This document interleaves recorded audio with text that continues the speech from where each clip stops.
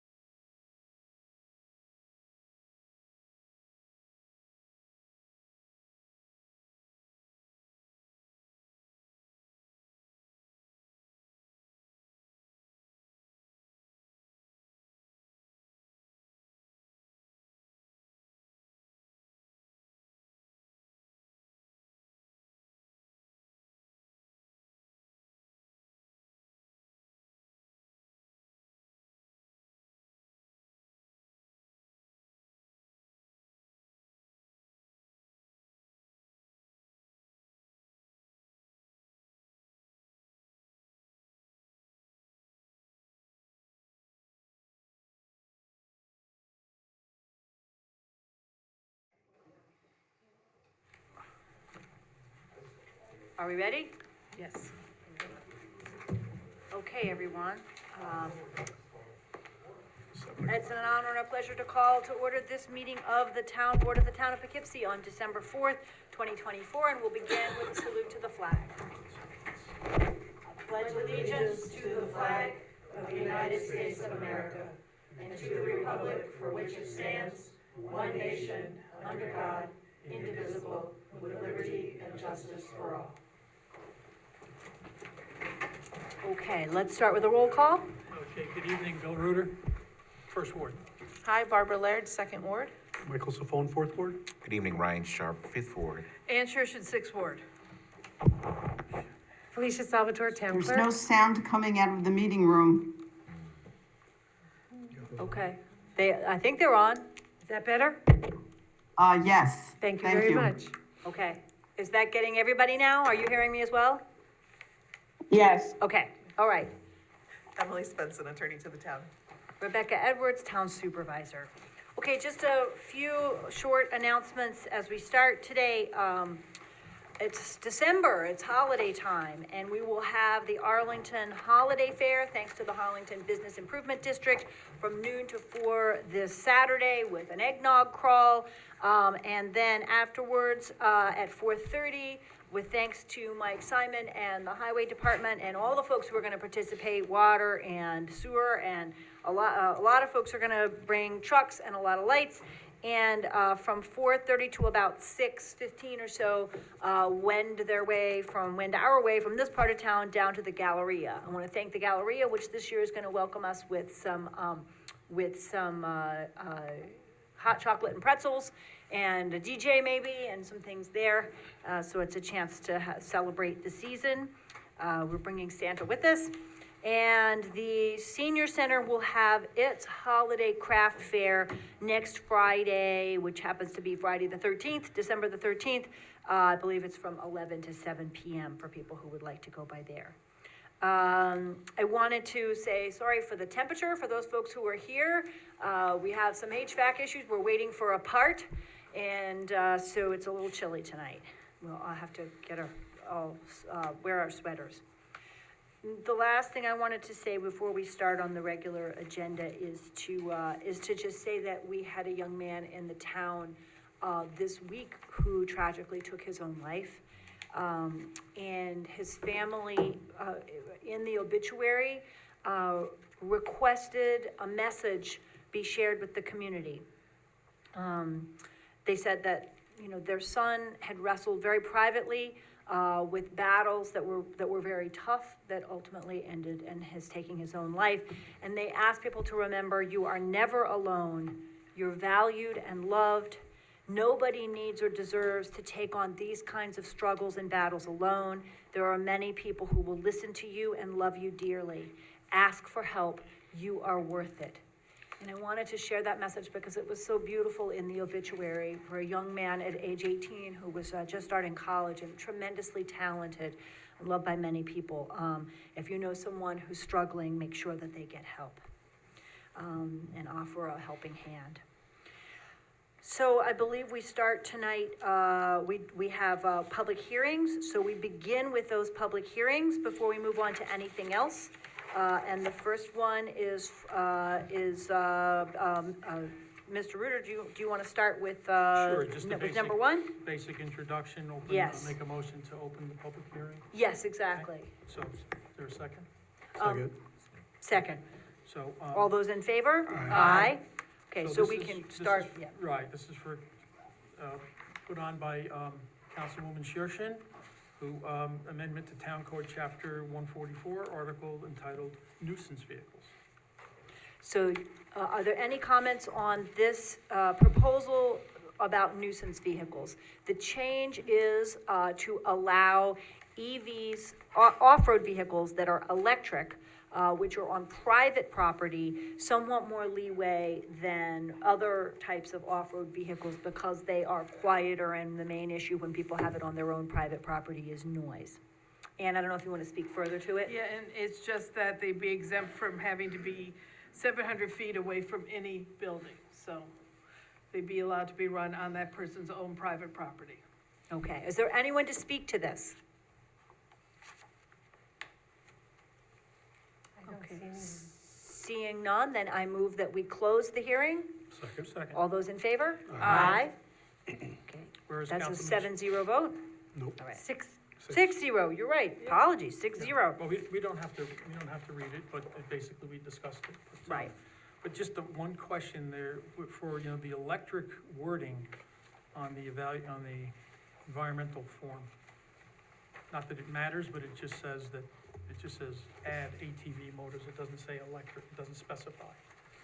So, There is a new environmental looking at the- assessment form. Did you look at the new one? I'm trying to catch up here, Yeah, me too. Oh, Yep, it's better.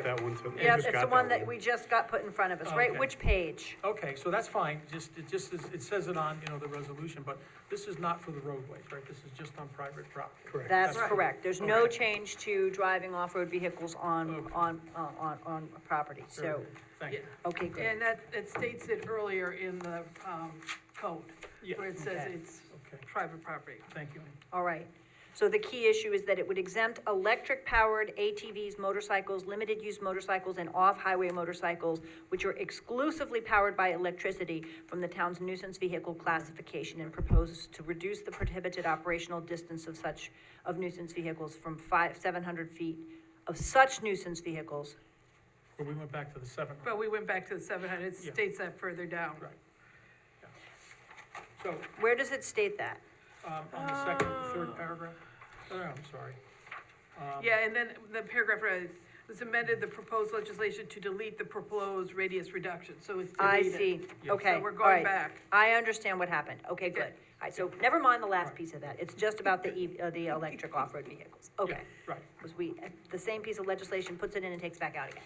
No Okay. problem. Thank you, Ann. All right. Any discussion? All those in favor? Aye. Aye. Any opposed? All right, the resolution carries, 6-0. All right, then we have our second public hearing.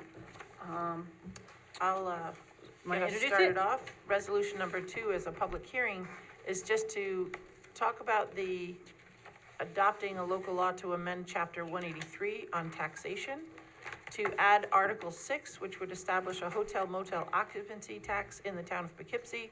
That would be looking at a 3% tax on people coming to use hotels in the town of Poughkeepsie and motels. So moved. Second. Second. Okay, so, the floor is open for anyone who might like to speak, to the proposed hotel motel tax. This is a bed tax and would be added to the bill of visitors, anyone who's staying in a hotel in the town, as a number of nearby towns have done, to help offset property tax with, having visitors and tourists and those who are in the area, paying a little bit. Is there anyone who came tonight who would like to speak? I see no one on Zoom either. Anybody on Zoom? I have a question. After reading through this, I just wanted to know, it's applied quarterly, so how does the owner of the hotel get the tax to the town? I believe that the town, has, communicates with the hotels about the tax and, sets up a system for them to pay quarterly. We have not looked into the exact mechanism that Newburgh and other towns use in terms of how it's, whether it's done by electronic transfer or how the data is collected. Do they have to hire somebody new to keep track of this, or it's a program they enter it in, or? The town we should be able to handle this. I mean, do you mean the hotel hires Right. somebody new? Yeah. They should not need to. This is a part of part of their other, it's equivalent to their other sales taxes. So it goes on to the residents, it goes into the visitor's bill. Ann? Yeah, and I mean, already they're doing it for the county, because the county has a 4% hospitality bed tax already. And they also have to do it for the sales tax, so it would just be business as usual. I think we'd just be piggybacking onto that system. Yeah, So as we do with the county for Granicus and for, keeping track of STRs and other things as well. This would apply not just to hotels and motels, but also to short-term rentals. and the county already collects 4% from short-term rentals too. Right, so it's essentially mirroring the county tax, but adding a. What about Airbnbs? Yes, Yes, short-term short-term rentals would rentals. be included, for sure would be included. I Yep, don't necessarily have a problem with the bill. I don't really like going after the hotels, because we only have 6 of them in the town. And I thought we were gonna discuss what we thought would be an appropriate 1%, 3%. I don't know how we came to 3%. I don't remember having that conversation prior to this. So I believe I believe this is just targeting 6 individuals that own these hotels. It's not, I don't necessarily think it's fair if the rest of Dutchess County is not doing it. I don't actually have the list in front of me, but I think we have 11, either 10 or 11 hotels. Okay. As well I'm not as sure. we'd have to count short-term, right, the Airbnbs. Mm-hmm. And those are in flux because we have to decide how many of those we're going to allow. We have X number that are, that have applied for and been approved, but, Well, for So- Airbnbs, I get it. For the hotel industry, you're right, I did forget to count a couple extra ones, like the ones over here. But I don't necessarily think it's a tax that we should be going after for a few people that, the timeframe that they're really occupied and busy. A lot of them are housing for DSS, and we're not charging county for that tax, and it's still on the owners of the hotels, so. I think we're still in the public comment period, right? Are we, the public hearing's open? Yes. So let me make sure that there's not anybody else here from the public who wants to speak, and then we can close the hearing and then continue the board conversation? That's fine. Is there anyone here from the public who wanted to speak to this? Okay, seeing none, I move to close the public hearing. I'll second. All those in favor? Aye. Any opposed? Okay, that's 5-6-0. Okay, and now the board conversation Okay, can so- continue, So right? basically, that was my take on it, and originally, I thought this might be a good idea, but I think there's other ways we can raise money than going after. It's gotta be consistent. If we're gonna do it in the town, it should be done in the whole county, not just the town. That's my point. Okay, well, the county does have a 4%. But that's Yes. everybody, but every hotel in the county gets charged, so the ones in Right. Fishkill get charged. We're adding just something for the town of Poughkeepsie. I don't agree with just adding it for the town of Poughkeepsie. It's not fair to everybody else that owns a business. We didn't go after any, I'll just say pharmacies, we didn't go after any liquor stores, we're going after just a select hotel tax. If you wanna charge 1% on liquor stores, we make more money. Just saying. So are there And other there's board more of members them. who'd like to speak? Sure, yeah. Yeah, I'm generally opposed to additional tax targeted to an industry. And I'm trying to look at this, and I'm a little disappointed because I spoke with a number of the hotel owners, and 3 meetings we had, and they didn't come. So that kind of tells me something, so, I would be willing to go to say a 1% thing. I think 3% is just too high, but in general, I think it targets the tourism industry, it targets the hotels. We put on what are we gonna do next? Like put on a Route 9 tax for all the people on Route 9 or a computer tax? I mean, kind of the logic is the people are out of town and they don't live here. Well, people that don't live here buy cars too, and they come to Route 9. So we can't put a tax on everything. So I just wanna know, I guess, in representing the hotel community, what are they gonna get from this tax? And, how much money are we gonna bring in and what are we gonna do with this money? Do we have an analysis of that? And then what are the hotels gonna get out of it? So I can give a few answers. So a number of nearby towns and cities have done this, town of Newburgh, city of Poughkeepsie, others nearby, as a way of recognizing that visitors and tourists are using our infrastructure, and it would be great if we got all the sales tax money from the county, but we talked about that in the budget, over the course of the budget process, that we get a tiny amount of sales tax, which is a struggle for us. We are, about 1/6 of the county population, but we get 1.7% of the county's half of the sales tax. So we have a huge infrastructure to take care of, and, that we are relying pretty heavily on property taxes for our homeowners. So this is an opportunity to raise some revenue in a different way, hopefully take a little bit of the burden off of property tax holders who are either homeowners or renters who are facing that as a pass-through, and have visitors and tourists who are those in the area pay a little bit. I don't see it as a tax on the hotels because they aren't paying. It's going on visitors' bills. And I did talk with a couple of people from the hotel industry, a couple I thought who might come tonight, but the discussion was around, would this deter people from coming to a hotel in Poughkeepsie? And I think, after conversation, we agreed that it wouldn't. People come to a hotel on Route 9 because it's in the right place, or because the right amenities, or because, they have a good, there's a whole bunch of reasons. I don't know, I can't imagine anybody saying, you know what, I'm gonna look up whether or not a hotel has, I think when we all travel, wherever we go, we expect that localities add taxes on, as part of their, to meet their local needs. And so, I don't see this as in any way impacting local hotels. Is there more we could do to increase tourism opportunities in the town? Yes. Is there more we could do to encourage visitors and, sort of support that sector, yes, but I don't think that the tax is particularly relevant. I see it as a way of reducing a little bit of the tax burden on property tax holders and giving us a little bit more diverse revenue sources. I'll leave it there and see if others want to speak. I was gonna say a couple more things, but, let me cede the floor and see what other folks would like to say. Make sure everybody gets a chance to speak. Doing a little research, looking around at the different cities and towns that charge tax. City of Newburgh has a 5% hotel tax. City of Syracuse has a 2% hotel tax. Town of DeWitt, which is up there right next to Syracuse, 2%. Skinny Atlas, 5%. Ithaca, 5%. And if you analyze where those towns are, Newburgh has Mount St. Mary College.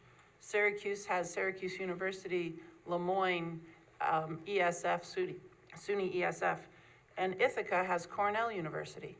So I would assume that those places are capitalizing on all the parents who come to drop their kids off, to come for Parents Weekend, to come for whatever else is happening during the year, and then picking them up at the end.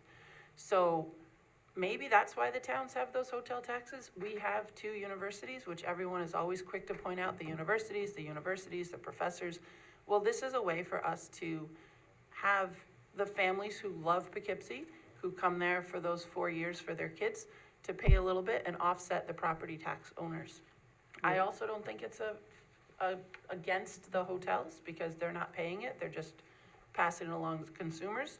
An average rate around here is somewhere about $125 a night in some of the major hotels. That's $3.72 a night. My coffee is $5.50. So it's not gonna break the bank.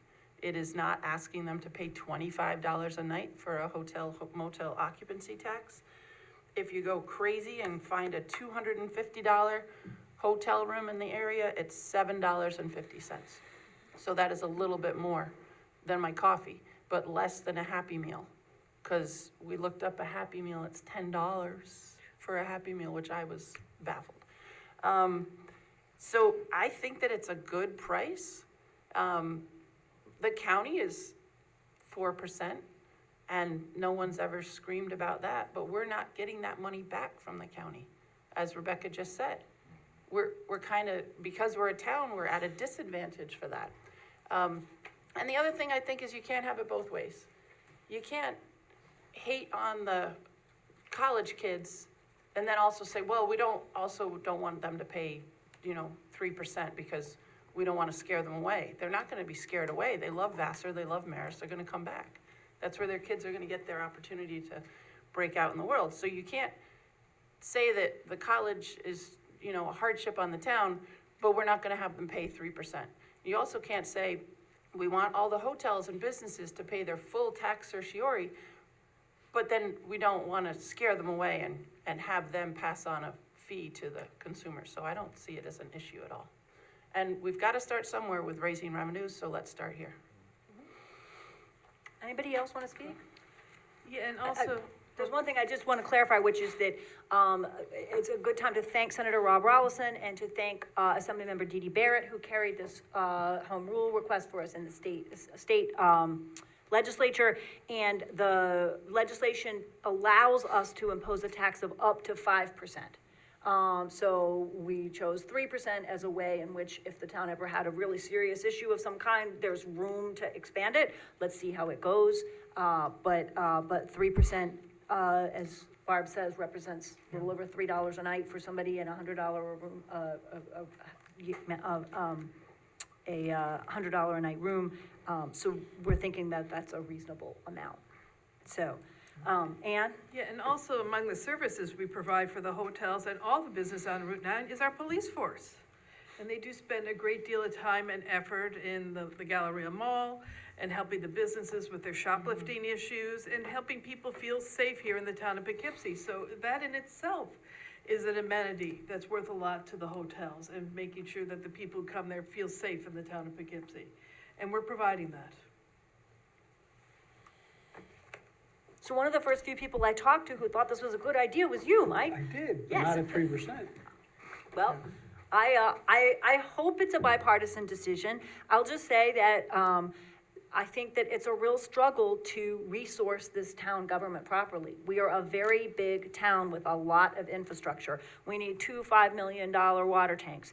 We need 10 sewer pumps that are crumbling and that are no longer safe, and they're $250,000 apiece. And we need, we had to upgrade all our software because this year we had 16-year-old software at Town Hall. We have got a lot, we have a police station and courts that was built on a landfill and is sinking into the ground and has been for 20-some years. So we have a lot of deferred maintenance to take care of, and we have a lot of things that cost money, and we're not planning to spend them on frivolous things. We kind of like people to have clean water. Tommy's working pretty hard at that. So this is about trying to find some additional revenue while maintaining our position that we really, really don't want to raise property taxes. We want to keep them as low as we can.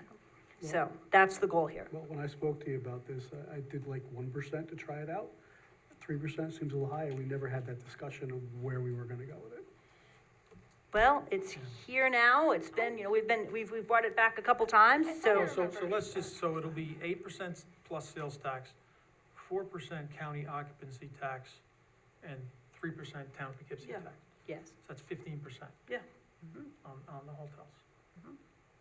Okay. And you feel that 3% is accurate because, do we know what the numbers are, or it's just a stab I'm not in- sure I would use the word accurate. I mean, it's a balance between, is this producing enough revenue to make it worth doing, right? And is it going to actually help us with our town costs with what's an unreasonable amount? So, Yeah.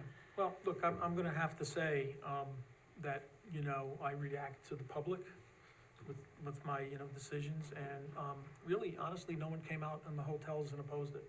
If they had, I would be having a different conversation. So I don't like the 3%. I will vote for this, because it is, I know it is carried forward by Senator Rollinson, which I spoke to on it, and, it's, against what I really do stand for as far as just imposing additional tax, but I see no reason not to do it because we have no opposition to it.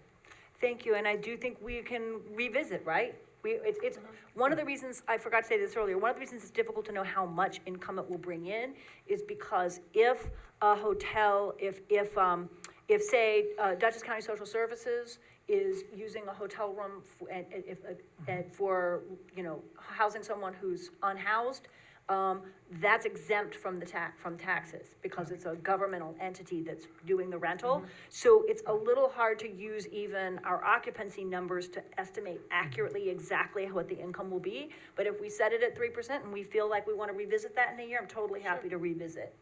But, if we see how it goes. I really would like to say, here's kind of a target of what we think, and here's what we're gonna do with it.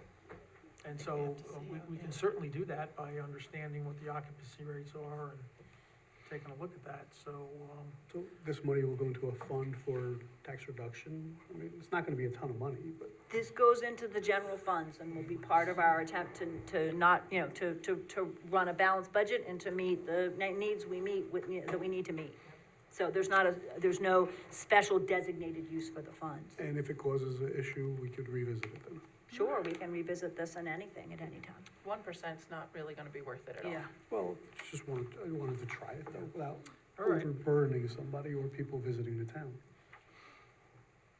Might not seem like a lot, but when your kid's going to college and you're spending money on a tuition, every dollar counts. I think the burden is finding a room. Truthfully. We'll have to see. Okay, is there anybody else who wants to comment further? Okay, do we want to vote? Yes. All right. Okay. All those in favor? Aye. Those opposed? Okay, the resolution carries, 6-0. Thanks very much. Okay, then we have our third public hearing, This is short-term rentals. short-term rentals, yep. And basically, we did discuss this, and this goes back to,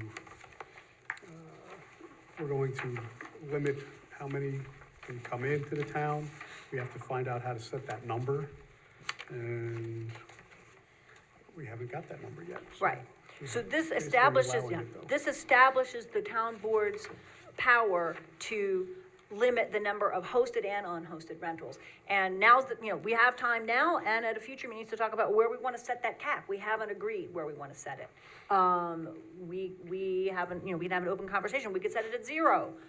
We could set it at the number of Airbnbs that we've already approved. We do not now have the power to cap the number of hosted rentals. So that's part of what we want to think about, is how many of those do we think are appropriate for the town? So we can have that conversation further. Do we know So how many are actually, we sent out the letters, do we know how many key people have complied with the letters yet? So that we can get an idea of the numbers? I don't know the number of hosted. Mike Welty is on the screen and might know, we might need to check with Chrissy. The number of unhosted who have applied, I believe as of tonight is 4. Right? Yeah, and I don't know the number of unhosted off the top of my head, of hosted off the top of my head, but we can certainly get that number from Chrissy. It's changing from, week to week because people are starting to come into compliance, but there are some that are not, so. The hosted ones are a little hard to identify too, I believe, or a little harder to identify according to Chrissy. Well, the non-hosted, we sent out letters, they haven't responded. What's our recourse to get them to respond? Well, that's another whole interesting conversation. We actually sent to hosted and unhosted, and our next recourse would be to issue court tickets, which Chrissy has begun to do, and to try to insist on compliance or to fine them. So that's an issue about getting our zoning and other things into the courts and making sure that we get, we get people's attention. That would help us to identify where we want to put a cap. Yep, So we should Yes. probably get that information as soon as possible. yep. Maybe we should open up the public hearing, though? Yes. Yeah, I was- sorry, we got off sorry. on talking Mike, about you want this. to open that public hearing? Yeah. Okay, we'll open the public hearing. Have a second, Public Ryan. to speak. Thank you, Ryan. Is there any speakers in the audience? that Anybody wanna wants to this? speak on this issue, on the town board's, establishing a right to regulate the number of hosted and unhosted rentals? Doreen? Doreen? Okay, thank you. So I'm a little unsure of this. Is this just to speak about allowing you to limit this, or can I speak on what, my concern about the number? I think you can speak to any aspect of the regulation of short-term rentals in the town is fine. We're not setting a number here, we can't because we don't have the power to, but with this law, we then do have the power to, so I think it's fine to speak to either or both. Okay, well, thank you. So, I do believe that there should be a number set for both, hosted and unhosted. And I believe that the number of 30 for commercial unhosted in the town per year is too many. I have spoken a number of times about how I don't believe that there should be any commercial unhosted rentals in the town, for a number of reasons. One being that, again, I will quote the memorandum of May of 2022 that the Code Committee had input to, and it was from Mike Welty to the town board, where it said that when someone purchases a property in a residential neighborhood to make it their home, they expect the residential character to remain. They don't anticipate that the property next door will be a transient rental business. And it also decreases supply of housing, rental housing units. And as far as the numbers are concerned, you can obviously talk to Chrissy to verify these numbers. But I had corresponded with her, and she said there were 29 right now, short-term rentals.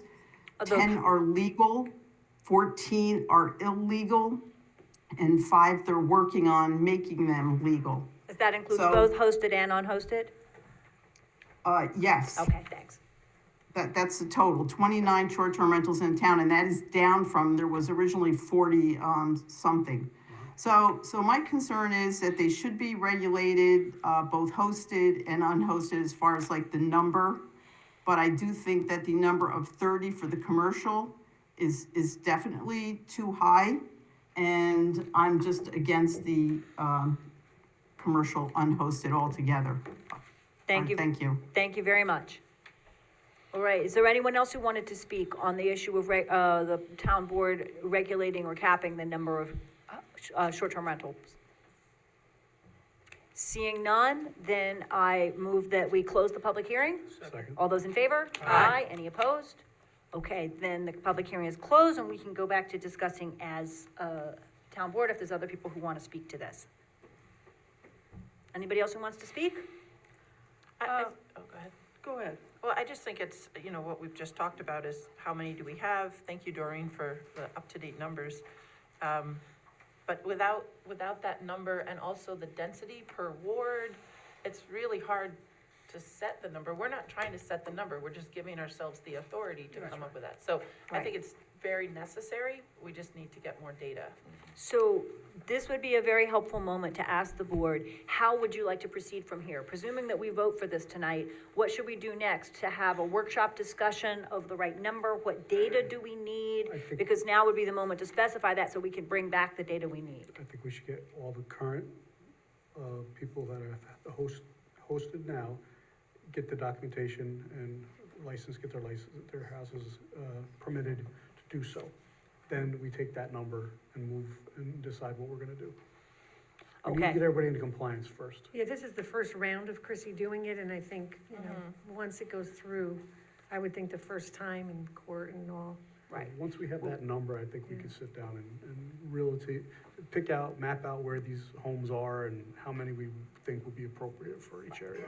If Chrissy has sent a STR operator 2 or 3 letters and, a court notice, and they still haven't come in, what we could do is just say, okay, everybody who's come in and gotten a license at a certain point, great, that's where we are, and we're not, we're not taking any more, right? Or we're leaving room for just a few more, but I'm not, we do have people who are in violation, so. We could pass a resolution to give a hefty fine for non-compliance with a court order, to come in to report to court. I think $2,500 to $5,000. There may be a fine in there already. Get people's attention real quick. I think that's in It's there. enforcing There's it. a fine in there I'm already. pretty I sure. think it's a matter of getting it into the court system and getting it done. Yeah. But I think that's there, and that's correct.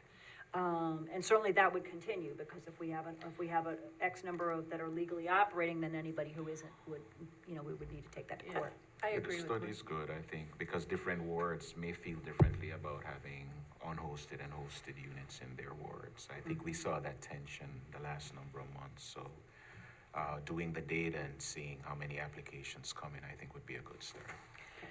And also, I know a couple that have a hosted Airbnb, and it's keeping them in their house. They need to, they're disabled, and this is how they're earning their income to pay the taxes and the insurance for their home.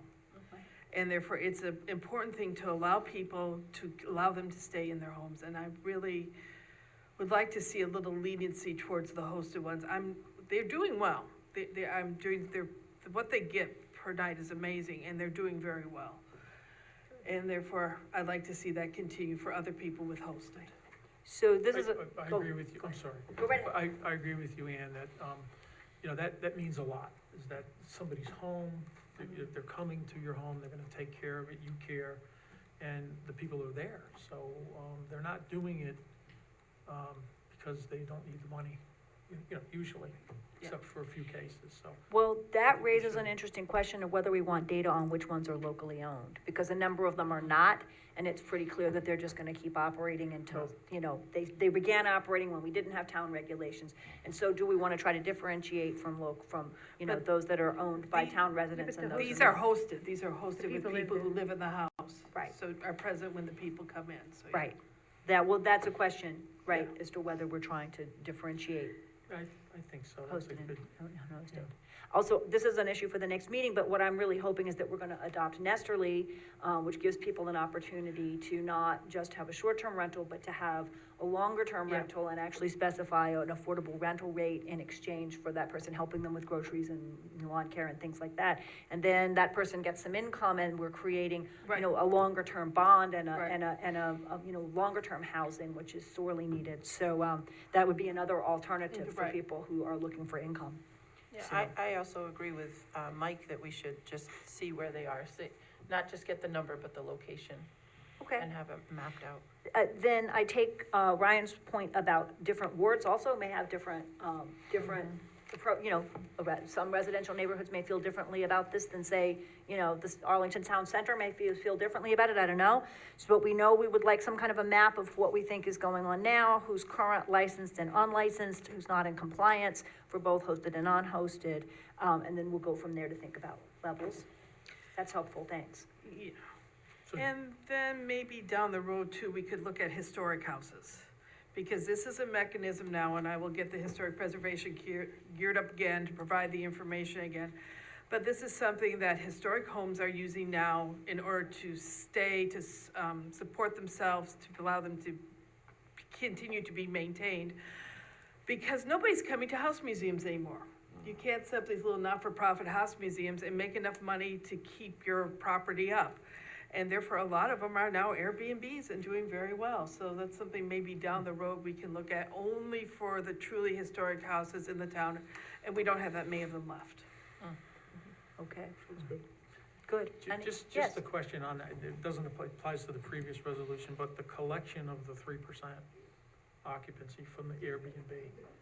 So when they get the permit, then there'll be like the same type of, they'll have to report. Right. It's a little more difficult with them because. Actually, no, Airbnb itself holds the money. If it's Airbnb, right, so they'll have to. And then if it's one of the other Yeah. ones, they don't, but then the county sends them a bill and says, this is, how much income you generated. The county knows and sends them a bill, so I'm assuming we just piggyback on the county. We're sharing Granica's software with the county, to track short-term rentals. So we're already partnering pretty closely with the county, and the county's collecting the tax, so I don't think it's gonna be too big of a leap for us to do the same, Yeah, you're right, so. some companies know, once it goes through the system, they know that when you do it, they're gonna automatically collect it. Yes, hopefully so. I forgot yeah. about Granicus.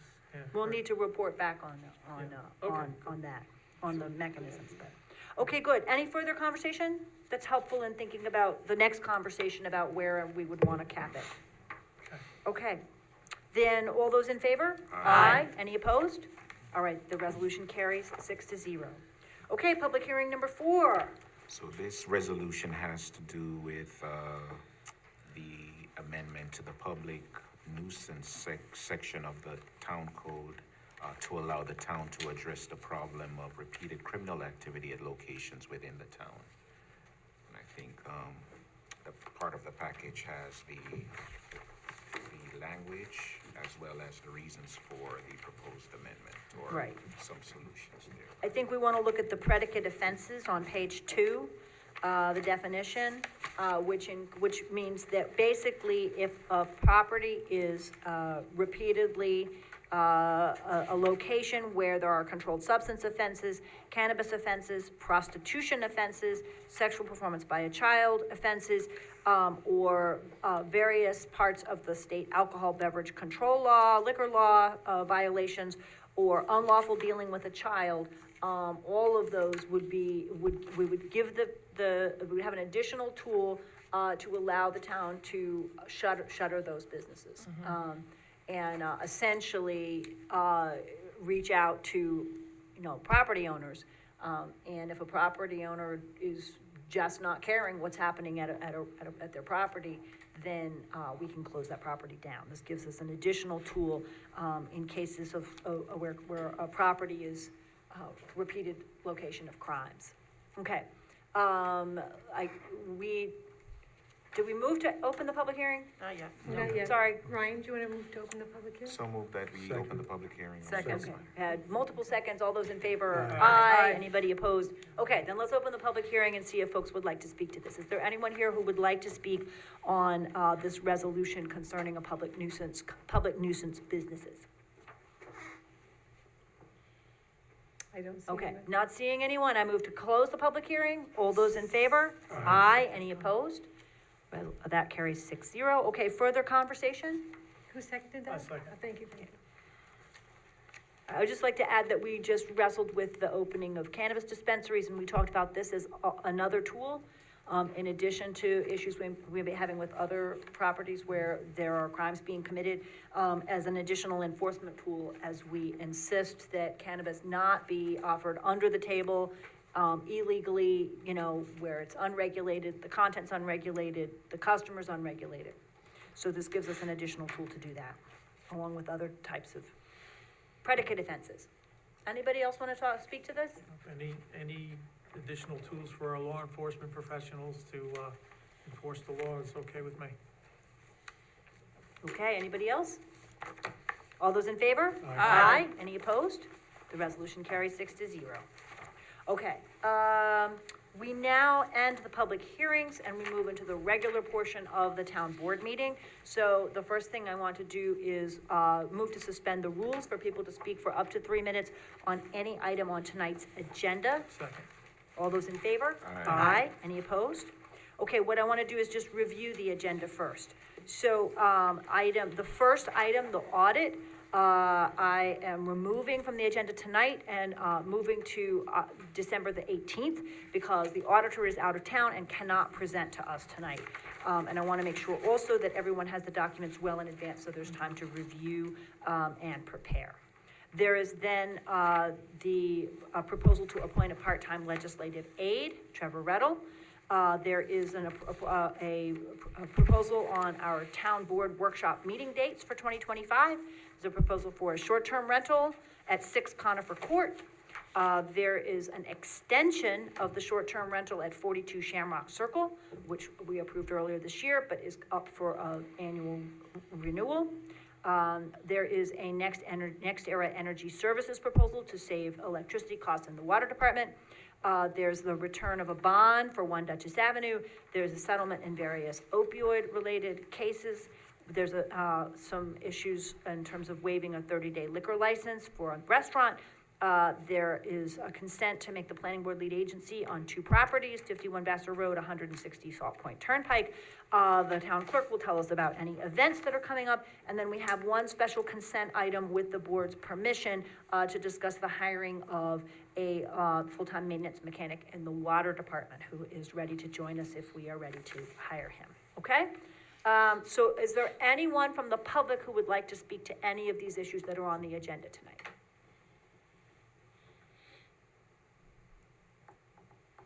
I don't see Okay. any hands raised. Seeing none, then I move that we return to regular session.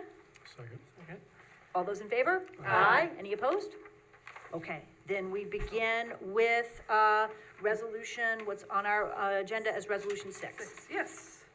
And whereas the town of Poughkeepsie has created the position of a part-time legislative aide, and be it resolved, the town of Poughkeepsie, town board of the town of Poughkeepsie does hereby appoint Trevor Reynolds to the position of part-time legislative aide at an annual salary of $27,000 effective December 5th, 2024. So moved.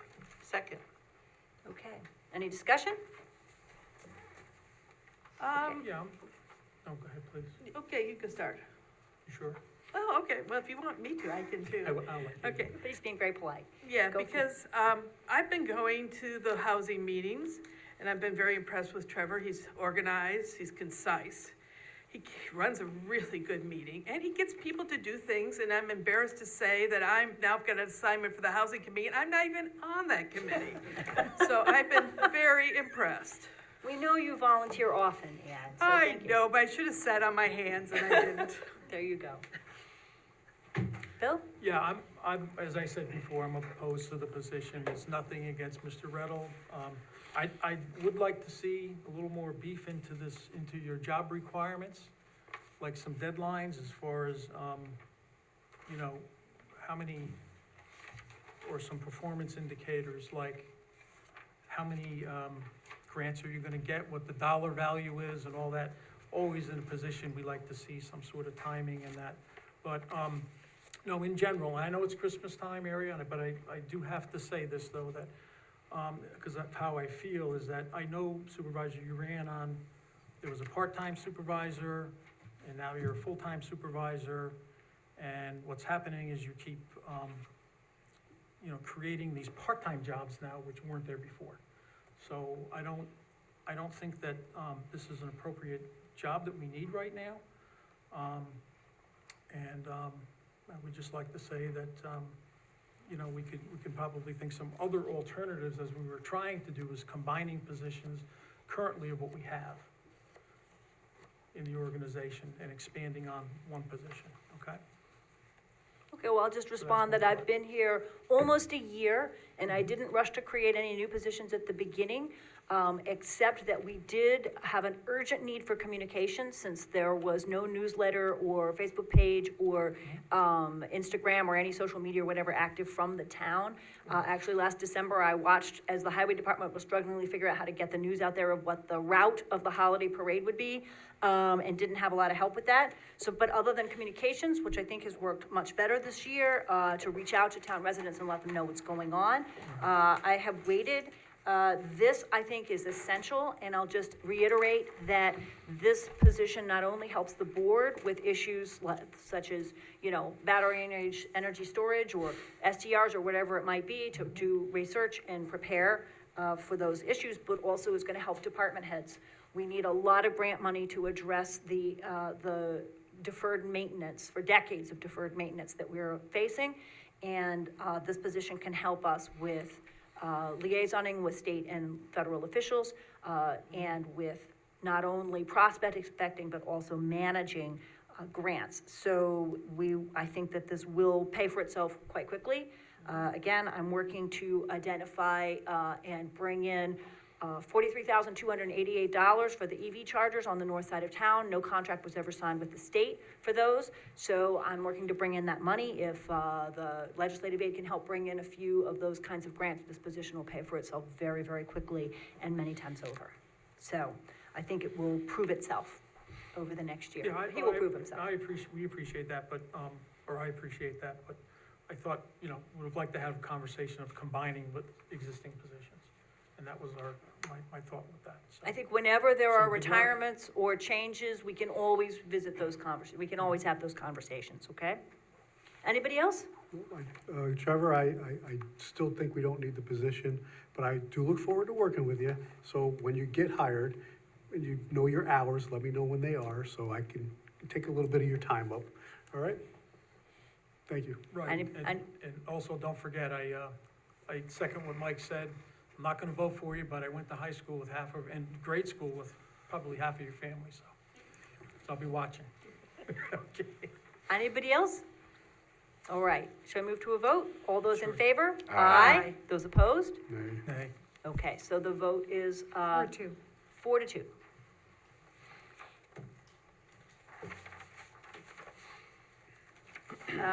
Number 7, that would be you, Rebecca. That would be me. Oh, yes, I'm next. Okay. So, town board meeting dates for next year. The list is, we're trying to get them regularly twice a month and also offer regular workshop meetings. We can also do workshop activity at any meeting if we want to designate some time at the beginning or end of each meeting for workshopping. But, we're trying to balance, it's a lot to have 3 meetings in a month. But sometimes we do need to do that because we have presentations and, other things coming before us, and some extra workshop time can be helpful. So, I'm not gonna read out all the dates for next year, but, I move that we adopt this as our schedule. Second. Any discussion? Yes. I think because of the amount of work that we're doing right now, and because of things like battery storage, because of other things coming up, like the legislative aid position, I've always found the workshops very helpful. We've taken a lot away, and we've had large meetings where we've had a lot of executive session. I've been on this board for a long time. I kind of look forward to the 3 meetings a month. I could see taking it off July and August because people are on vacation there. And, I would like to amend it to go back to 3. You could always take it off later, but it's really hard to add it. I would like to add the 12th in March. I would like to add the 14th in May. I would like to not have the budget presentation on the 30th, but yet have it on the 10th in September, and leave September the 3rd, 17th, and the 10th for the workshop meeting. And for October, I'd like to go back to the 1st in October, the 8th and the 15th, and leave the 22nd as you're off. Whoa, okay. I'm sorry. Start back at September and Okay. tell us what you wanna do. Okay, Start with the we first don't, one, Mike. we don't need September 30th, the budget presentation. You could do that at a workshop meeting, and then we could actually talk about it and Actually- have input. I mean, you're doing it on a Tuesday, and the only reason you're jumping the October 8th instead of the 1st is because you don't wanna come back to back 2 days in a row, which I'd rather see the budget done at the September 10th, leave that meeting there, take the 30th off. Then we have time to actually look at the budget, find out, do some research, and come back with real detailed questions. And go back to the October 1st as your first meeting in October, and then the 8th and the 15th on a standard schedule like we had before. And then November 12th, add it back. We have the 5th and 19th, and add the workshop for the 12th. That would be my suggestion. All right. I think we have a lot going on in the town, and I think by taking away these meetings, we're missing out on input and dialogue, and that's why we sometimes seem to be not communicating correctly, because we're not here enough to communicate correctly. Well, while we're on the issue of communicating, if you get something like this in the packet the week before, it's very helpful to send an email and have a conversation about this before, 8 o'clock tonight, but actually talk about what changes you want to make in advance. That's why the agenda is out beforehand, so that we can discuss.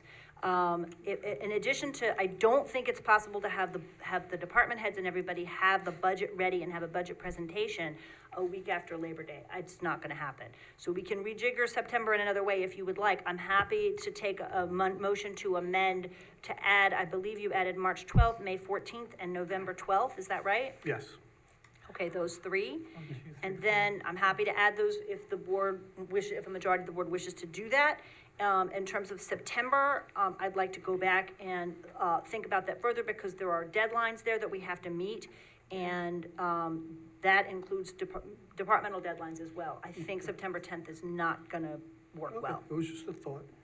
Yeah, Other people- I'm sorry, Barbara, you was talking. I just wanted to, I think I agree with, Mike, obviously, because adding just 3 more there would make us have 7 workshops, and hopefully that would cut down on the time for the regular workshops. We've been going way too long, and I sat in those seats for 1 hour, and no one should sit in those seats for more than an hour out there.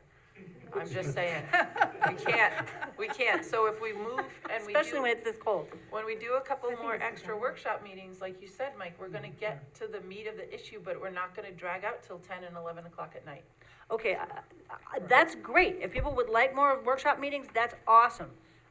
It's a tough schedule to do 3 meetings a month, but if that's what people would prefer, that's great. I want to throw out one other possibility there, which is that that our planning board meets at 5:30, and there are a lot of towns that meet at 5:30. So if this board preferred to meet at 5:30 rather than 7, we could also, reduce the lateness of the hour by starting earlier. And there's no reason we can't do that if we wish. Well, I think I'd like to see our legislative aide put something out on the internet there, see how many people would like to change in time. Do you think you could handle that? I mean, I don't know, I certainly think that we could take a Well, poll if you want a public poll, but certainly we can't contemplate that unless board members say that they could come at 5:30, if Yeah, that's the first question. Or maybe a compromise might be 6 or something like that, but. We could do that. But that would I be. mean, there are a lot of people here at town hall until 4 and then the question is whether people come back or whether we roll into staying here for the meeting, and 5:30 for those of us who are at town hall all day, might work just fine. But I don't know what others think. I concur with Mike and Barb as well, because, you haven't noticed, I like to get into the details and work, and I think as. Oh, we noticed. Yeah, thank you. And, but keep a great sense of humor. He's my right-hand man. Yeah, but it's good for us to come and have these discussions, because as Mike was saying. I don't know if having then less we'll meetings is have an gonna help. opportunity- No, we'll have an opportunity to discuss it openly, and I think we don't have a forum to meet together. Right. And that's it, that's the big problem, we have to have the. Unless we figure out if the public meeting law allows us to sit and learn something or be trained on something, that's Right. different, but Right. we Well- can't make decisions. Right, so this would be a good opportunity to add, I think we should keep that and if you work wanted to go to together, 6, I think it work could together. work. So those are friendly amendments, and you think 6 PM might work? It could work. I'd like to know if the Well, public let's- can get here, that's the problem. Let's think about, More we concerned got with the till public. January to figure out the 6 Yeah. PM. I don't wanna change the time, because I don't want 6 PM to then go, oh, it's okay to go till 9, cause that's still a 3-hour meeting.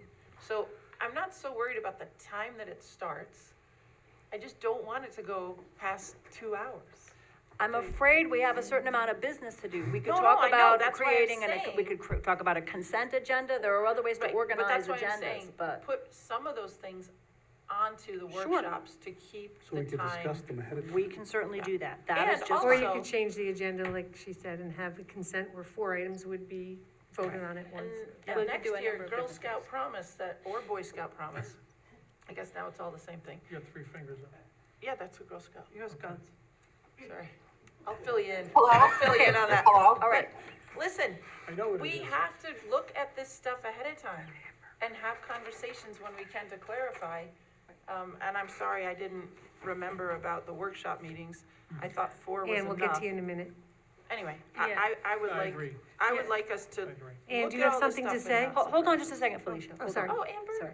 Yeah, and- Ann? yeah, I'd like to say something to that. I do think every other month for a workshop is sufficient, because we really didn't have that much packed into them. The only thing I'd like to add is, I think we really need to put one more in either October or November. I think the 3 months at the end is too long, and just to add one in there somewhere would be helpful. You mean between October 8th and 22nd? No, I mean, either put one, yeah, We have like the second week in October or the second week in November. Well, we did, Mike already proposed November 12th. That's fine, November 12th is So do you want fine. October 15th as well? No, let's do October 12th, but November 12th. leave everything else the same. I'm. October 8th, October 22nd, November 5th, November 12th, November 19th. Okay? Okay, let's do November 12th and leave October open. Okay. And All that right. way we're doing one like every other And I just month. wanted to And then say, Ann- as far as the budget, real quick, as far as the budget, that has to be presented, and then it has to be delivered to the town board before like the 5th of October. So it's a lot, the years I've worked here, I don't think it's ever been given to me before 4 o'clock on the day that it's supposed to. You know, it's a lot to have all those meetings, and that would be moving it up 20 days, that's a lot for any board. I'm not sure that we need to have, we could do. So I'm just saying, Mike Right. wanted to have the presentation on the 10th, I think that's too early. Yeah. That's just my opinion from being here. Well, it's hard to have all 4 of those meetings, so maybe we can look for another way to Can revise. you do a workshop on the 30th at the same time as you do a budget? Sure. If there were any items that would come up? Good. Sure. I think we could cut the September 10th Because that's workshop. 4 meetings, help me Right, Rhonda. but since we have 3 meetings that week, that month, we could cut the September 10th workshop that month, because we already Okay, have the 3. that- You know, okay. and then you could have, Ann Berger wanted to speak. yes, go ahead, Ann.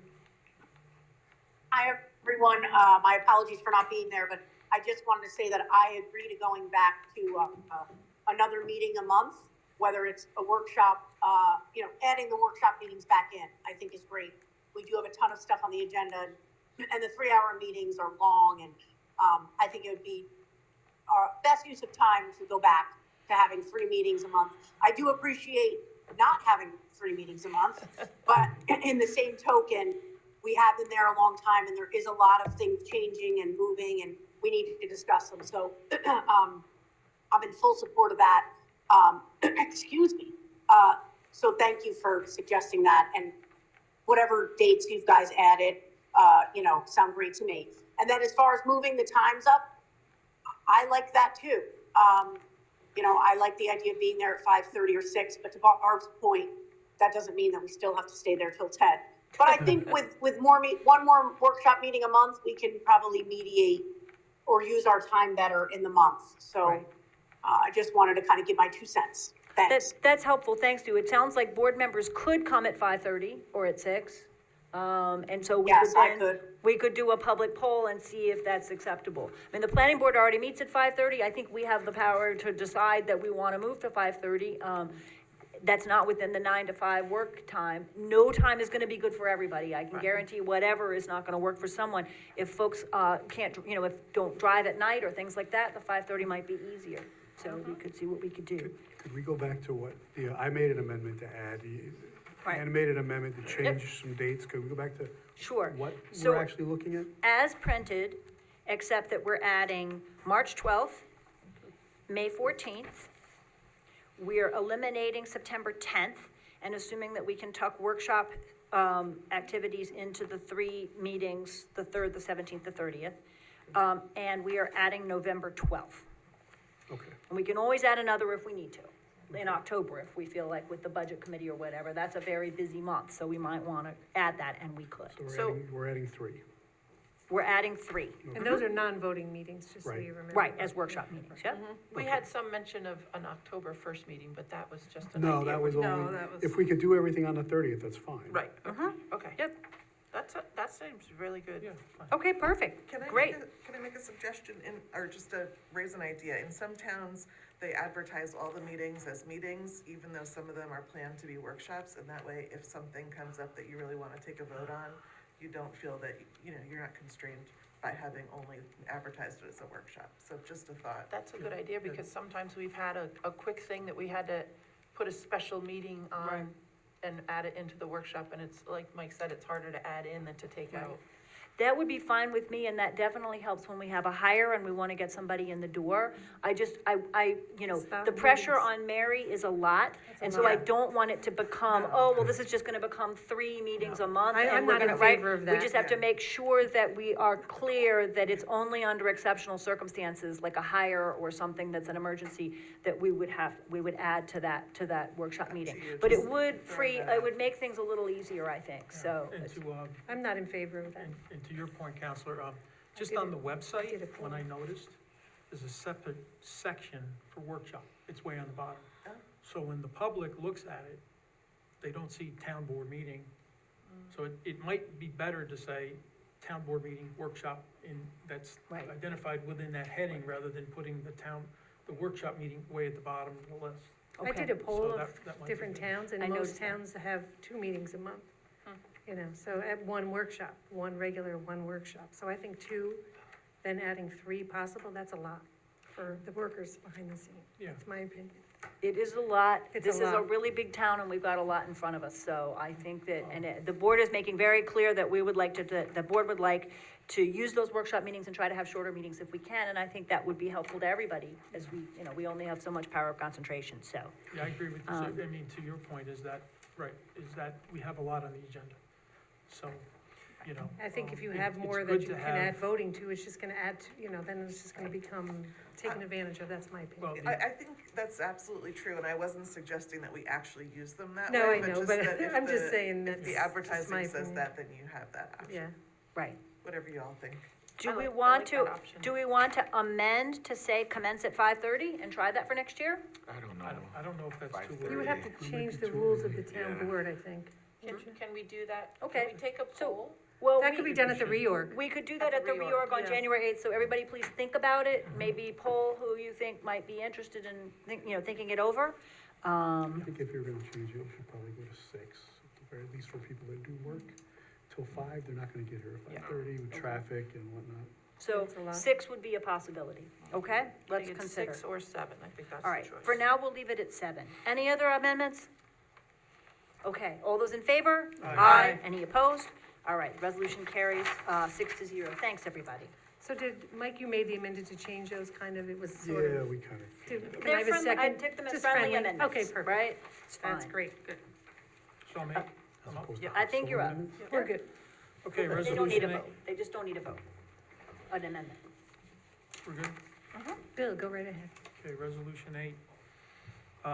Whereas pursuant to Town of Poughkeepsie zoning code, section 210, 105C, an unhosted short-term rental as principal commercial use shall be allowed after granting special use permit for the town board. Whereas John Ibudo Enterprises LLC has requested a special use permit established for unhosted rental at 6 Conifer Court. The zoning administrator has confirmed the applicant has submitted required materials. Before determining whether to grant or an SUP, the town board must conduct proceedings and apply the criteria specified in 210-152-1. Therefore, be it resolved, the application of John T. Ibudo Enterprises for an unhosted short-term rental is a type 2 action for purposes of CEQA as it involves a reuse of an existing building. Be it resolved, town board hereby sets a public hearing, unhosted short-term rental for December 18th, 2024 at 7 PM. And soon after, be heard at town 1 over Rocker Road, Poughkeepsie, New York. Be it resolved, the town clerk is authorized and directed to post notice of the hearing and ensure the hearing notice and requirements in section 210-151D are completed. So moved. Second. Okay. Okay, so we're just setting a public hearing, but I would just like to note that, the owner of the property lives in Louisiana, and that they need to establish a local contact, and that person lives in Beacon, and we don't have a phone number, so I want to ask some questions about making sure that we have a responsive local person, to make sure we're taking care of the property, and have someone who, if there were noise or any other issue, we could reach someone nearby. Okay? Any further discussion? All those in favor? Aye. Any opposed? Okay, 6-0, the public hearing is set. Okay, resolution 9? That's me. This is, whereas the town board received a special use permit renewal request from Zach Property Groups for an unhosted short-term rental at 42 Shamrock Circle. The town board granted this special use permit on August 21st, after long deliberations, and that's, period will be ending December 31st, 2024. So this special use permit has to be renewed annually, and the permit is, quote, "a privilege, not a right, and can be revoked for failing to comply with provisions herein and in chapter 168A of the town code. The zoning administrator has advised us that there's been no complaints about the subject property since the special use permit was issued. So, be it resolved, the town board grants a 1-year renewal of special use permit for 42 Shamrock Circle for a period to end December 31st, 2025. So moved. Second. All right, any discussion? Yeah, I've got a question about this for the attorney, because I was under the impression under the code that once we issued the special use permit, then the zoning administrator just dealt with the renewals, that they didn't actually have to physically come before us again. And if that is in the code, we need to change that in the code, because we should not be looking at all these renewals. This is what's in the code. Oh, really? Yeah.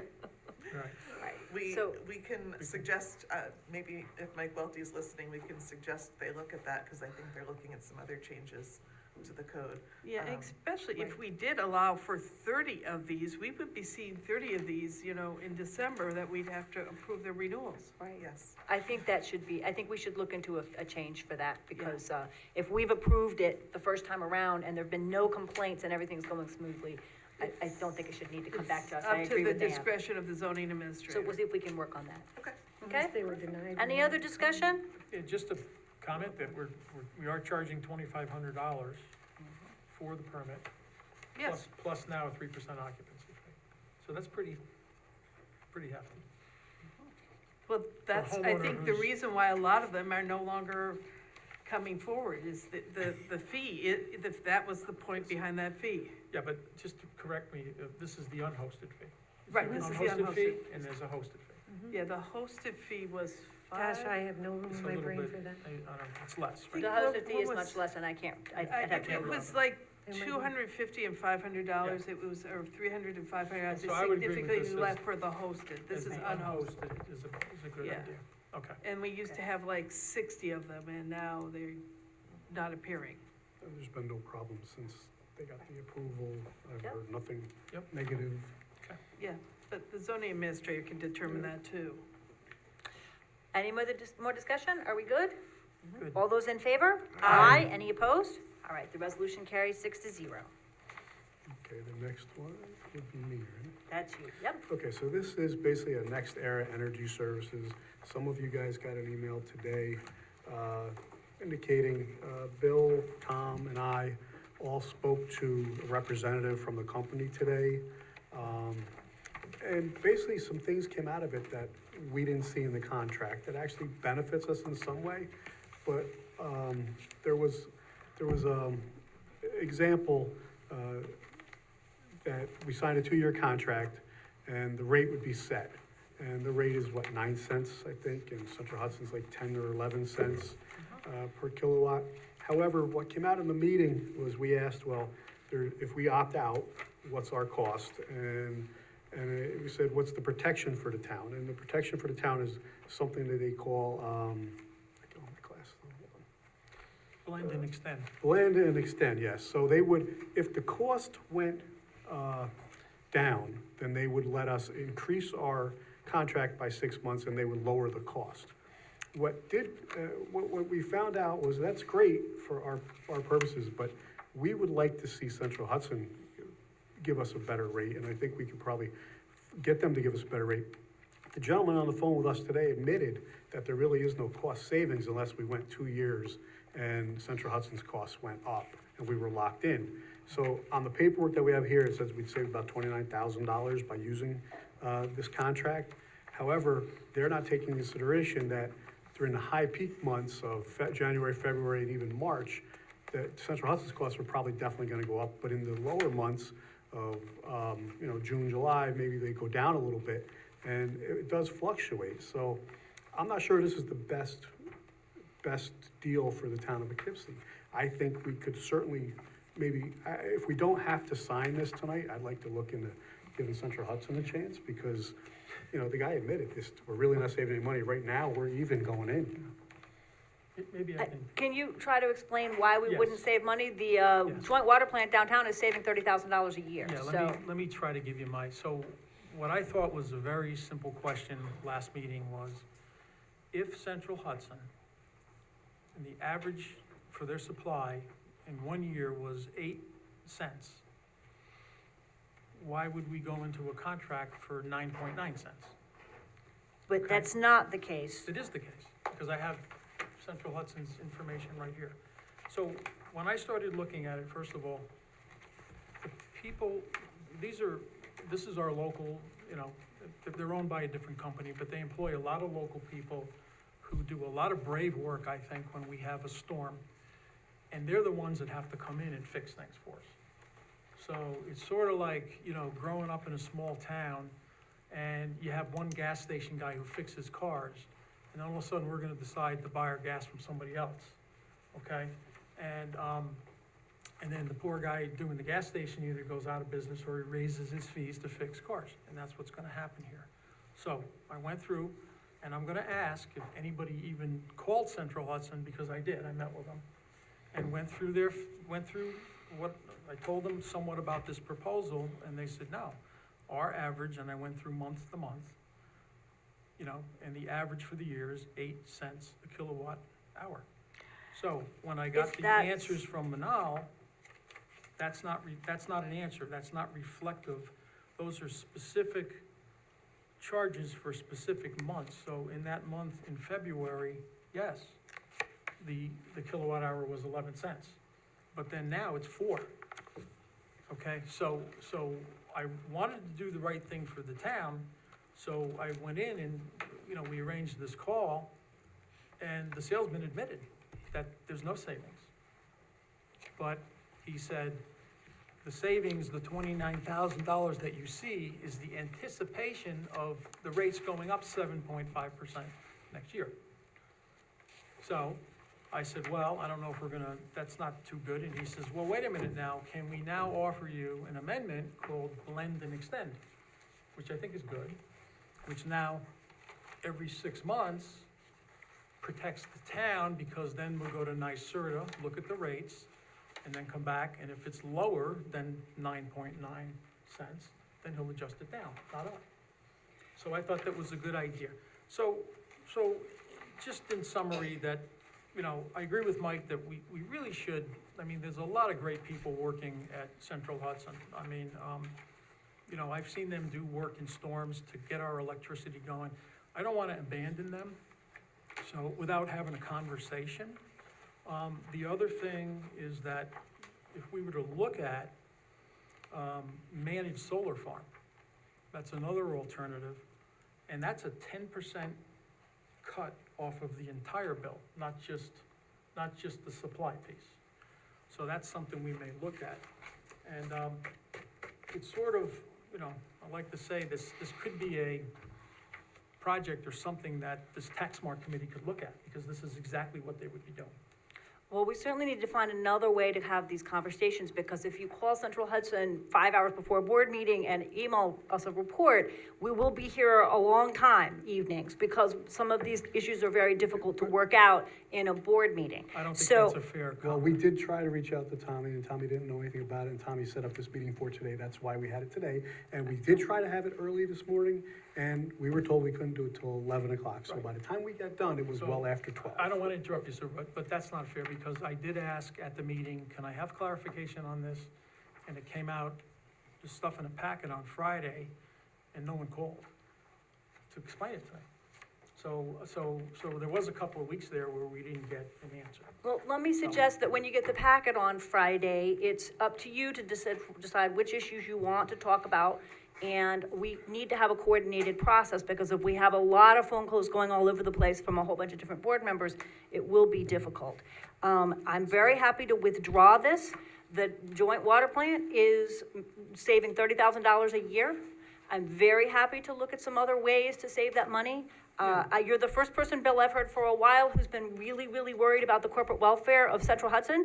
But I take your point, and I don't wanna, take away business from Central Hudson. I didn't say I was concerned about the welfare of Well, Central you Hudson. said you didn't wanna hurt their business, so You said as a I am local happy company, to we should withdraw look it. at They're good people that work there, they have employees, they have a lot of families that but- they support. But don't we still pay them delivery charges? I mean, Yes, you're still we're gonna pay not gonna delivery hurt their charge. business. No, but And, Look, there's a way to, there may be a way to save money is all he's saying. All he's saying, the company that we talked to today said there really was no saving unless the state rates went up. I mean, So. That that's has really not been the good. case for a number of years of the joint water plant, which has been on this plan and has saved $30,000 a year. So I suggest that we appoint a committee to sit down and look at electricity alternatives in water and other places, and try to find a committee structure in which to work this you out, could do the okay? tax mark committee if you want to look at that. We could, as a- but As a project. we need to think seriously about where it's helpful to have citizens involved, and where it's helpful to have, department heads involved, and where it's helpful Yeah. to have the comptroller involved. So I think we can resolve, if we look to resolve this next board meeting, I would like to see that. Yeah, we could certainly contact Central Hudson Tom. and see if they give us a better rate. Tom? So, Welcome. with that $29,000 a year savings, that was for all the town accounts that we have, all 80 accounts that we have, Not just you. not just mine. Okay. Nope, that's the whole entire across the board town, so, That was for the joint water plant that I was talking No. about. and that's for us. For that what's in front of you, that's there, for next there, that's 29,000, that's for all of our town accounts. Water, sewer, highway, every building, yes. So, that's just want to make that clear. Okay, I didn't know that. Yep, Okay. for everything. Yeah, so he was, Thank you. he was saying in that, I was surprised, because he really said, well, there's really not much savings there. Not the savings now, Right, but the savings going So- forward with an Because- expected increase in Right. Central Hudson next year that you're Right. locked in.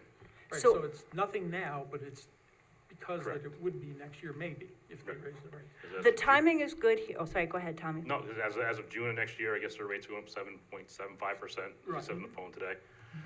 So it's just kind of locking us in at a point, and then he explained how the markets can change and all that stuff, and that's where that other amendment would be in there. Right. To And protect us, and we could, lower it, and then extend our thing by 6 months or a year, whatever that extension is, so. See, the The thing blend that, and save or whatever. I it don't was. want to interrupt you, but the thing that came out, which I was disappointed with in that conversation, is that when we said, well, wait a minute, there's no savings, and then he came out and said, but I can now offer you this new blend, and I keep forgetting that, blend Yeah. and extend, Blend and extend. and then that will protect you, because he didn't offer that before.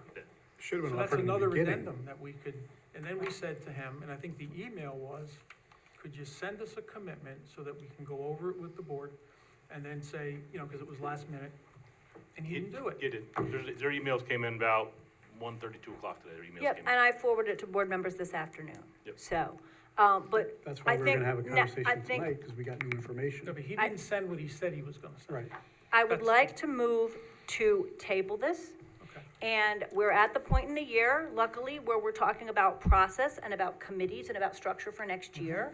And I think we could have a good conversation about how to move that forward. I think conversations like this that happen all on the day of a board meeting are not terribly helpful, and we're gonna have trouble moving forward with that kind of process. So let's talk about other ways to handle questions like this one, okay?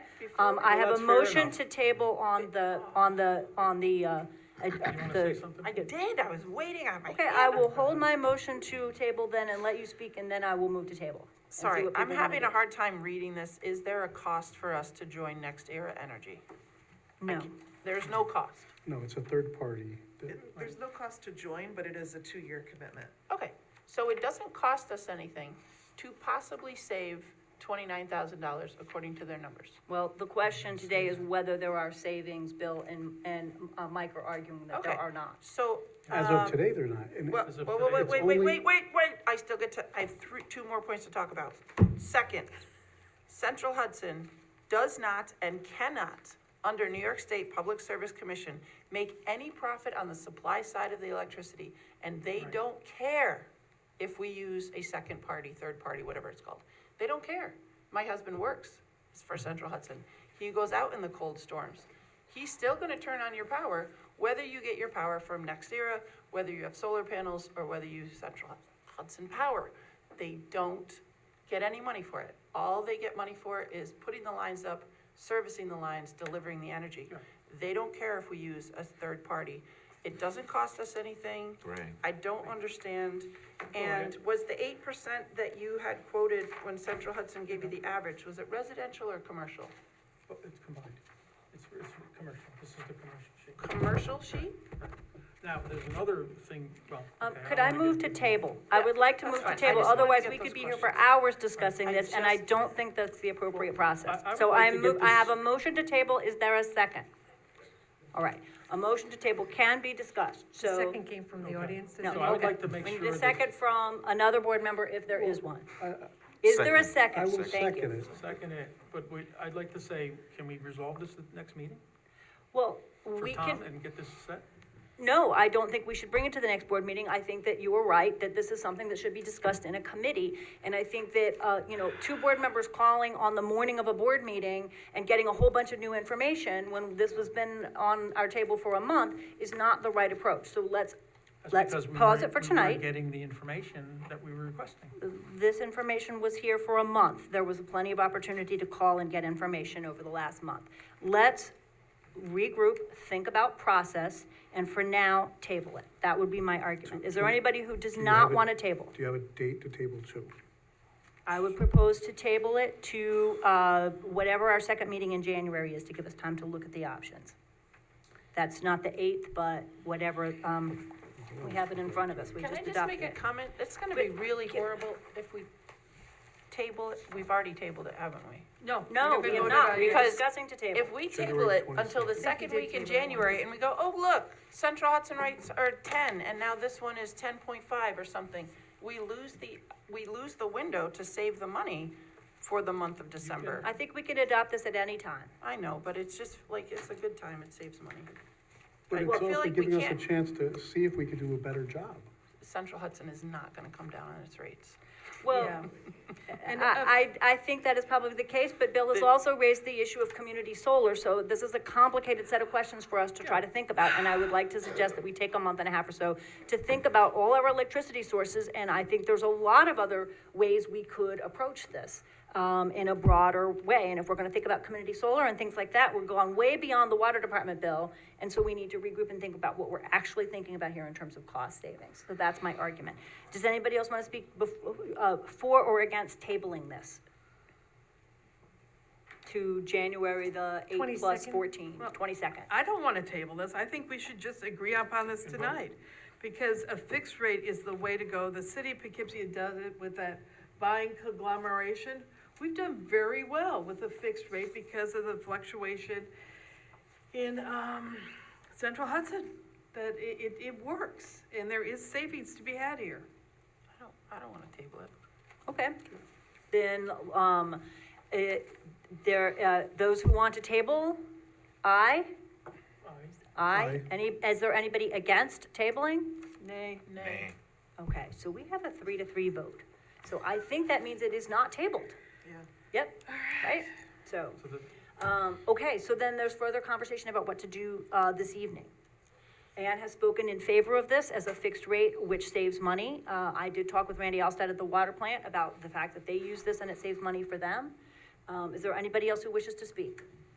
I also, recently applied and got solar panels put on, so I'm aware of what Barbara is saying about Central Hudson's position. They're not totally invested in, think it's I'm- their supply side, so if this is gonna save the town money, And do I we think we have know, to do- oh, excuse me, and do we know even if community solar applies to commercial, Can you use it for commercial? I think that raises a whole nother set of issues that maybe we should save for another meeting. Yeah, so, Oh, Is there anybody else who wants to speak for or against this resolution? I I'm think, sorry, yeah. I'm sorry, I think I misvoted. Was it the motion to table? yes. The motion was Did I say nay? to No, you table. said aye. You I said said- aye, yes. I said aye. And we had Yeah, three yeah. we had 3 votes to table All right. it and 3 votes I against can't even table. remember what day it is, Right, so which one, thank you. that's okay. So yeah, I think we proceeded appropriately. So we're Okay, now good. discussing the resolution, and anybody else who wants to speak, I think we should move to a vote. Is there anybody else who has things they want to say? Okay.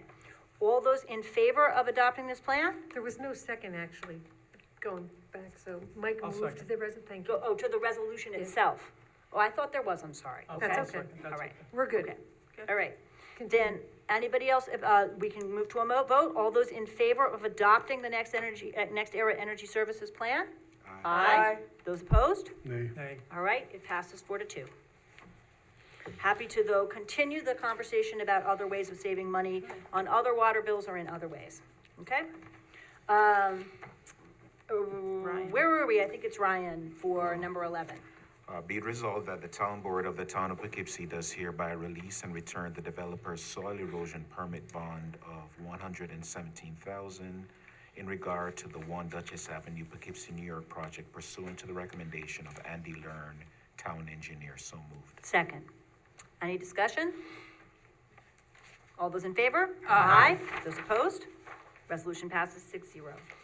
Okay, whereas the town of Poughkeepsie is a party in a class action litigation involving manufacturers and distributors of opioids arising out of the manufacturers and distributors' fraudulent and neglective marketing and distribution of opioids, and whereas the settlement agreements have been reached with various defendants for payment to be distributed amongst multiple participating political subdivisions, now therefore be resolved that the supervisor and the supervisor's attorney are authorized to execute all necessary documents to opt into these settlements, and be further resolved that this authorization is effective retroactively to ratify agreements that have been signed since November 20th, 2024. So moved. Second. Okay, any discussion? All right, all those in favor? Aye. Any opposed? Resolution passes 6-0.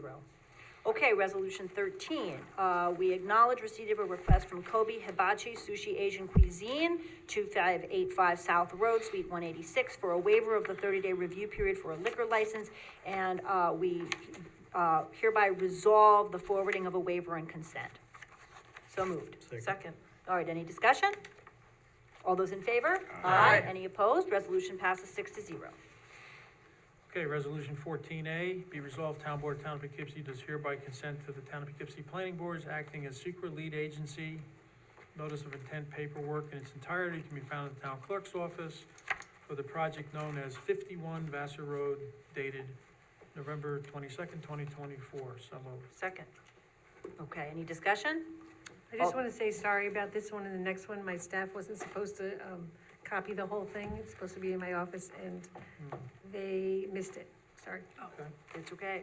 Well, that raises another issue about efficiency and the Yes. size of our packets and whether we could be doing this in a different way, but we'll talk about that another time. All right, all those in favor? Aye. Any opposed? Resolution carries 6-0. All right. Resolution 14B, be it resolved, Town of Poughkeepsie and the Town of Poughkeepsie Planning Board is acting as secret lead agency for the project known as 160 Salt Point Turnpike, dated November 22nd, 2024. So moved. Second. All right, any discussion? All those in favor? Aye. Any opposed? Resolution carries 6-0. Okay, and Town Clerk Salvatore. Events? I have a liquor license that doesn't need a waiver. It's just Compass Group USA. It's located actually in an IBM building at 2455 South Road, and it has to do with them catering events or something to that effect in that location. And then we have the town community event, which is kind of exciting, the grand opening of the Central Bark. They're having a ribbon cutting on Friday at 4 o'clock, and then on Saturday on the 7th from 11 to 2, they're gonna have a food truck and a radio station outside, an open house, and I'm excited to stop by and visit. What time is that on the 7th? On the 7th, it is from 11 to 2. So you can go there for an hour and then hit the eggnog crawl. Okay. But, yeah, so. What was the ribbon cutting? I'm sorry. The ribbon Friday. cutting, I believe, is through the chamber, and you should RSVP there, or I think anybody's invited. It's Friday at 4:00. Thank you. this Okay, Friday. good. All right. And that's all I have there. Okay, great. We have a special, resolution by special consent, so I'll just handle those two if that's all right. First of all, be it resolved that the town board does hereby grant, special consent, to consider this item, appointing Jalen McKinney as full-time maintenance mechanic in the water department. And noting that that if any member objects, we can, they can, well, it's just one item, so, so moved. Second. Okay, all those in favor of considering this? Aye. Any opposed? Aye, resolution passes 6-0. Okay, then the resolution itself, be it resolved that the town board does hereby appoint Jalen McKinney to the position of water maintenance mechanic with the water department at the salary of $25 an hour, effective December 23rd, which appointment shall be subject to a probationary period as described by the rules for the classified civil service, and be it further resolved that the town supervisor, her designee, will file and execute and file all documentation required with Duchess HR. So moved. Second. Okay, any discussion? All those in favor? Aye. Any opposed? All right, the resolution carries 6-0. Okay, does anyone have a committee report that you'd like to share, or a liaison report that you'd like to share tonight? Yes, we could give the Fire Safety Committee. Bill and I met with firefighter Tompkins from Fairview and Fred from the Building Department. Inspections are still going. Dutchess apartments are completed. That's the fire safety inspections over there. All the meters are in as far for fire safety smoke alarms. We did speak on training with the BES and the training that you attended with us at the Arlington Fire Department. Was that a fire advisory committee meeting? Yeah. It was? Yeah. Okay. That's fire safety, yeah. Well, that one, at Arlington, The one at Arlington? that was just a meeting that we had. That wasn't one of our normal fire safety meetings. Right, well, that's why I was trying to figure out how the notification worked for that, so. They sent us, they had the meeting and allowed us to come, so they invited us. Key capture? And, yeah, I guess we got invited to it By Arlington or by key capture? by Key Capture. Okay, great, thanks. So we did speak of Key Capture in the meeting that we had there.